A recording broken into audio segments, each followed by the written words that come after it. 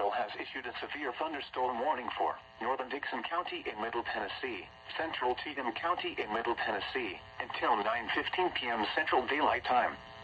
At 8:41 p.m. Central Daylight Time, a severe thunderstorm was located 11 miles north of Dixon, moving east at 45 miles per hour.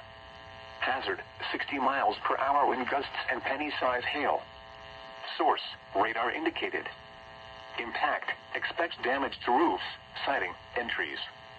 Locations impacted include Ashland City, Pleasant View, Charlotte, Van Laer, Slayton, and Cheatham Dam.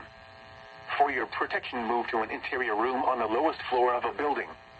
Large hail and damaging winds and continuous cloud-to-ground lightning is occurring with this storm. Move indoors immediately. Lightning is one of nature's leading killers. Remember, if you can hear thunder, you are close enough to be struck by lightning.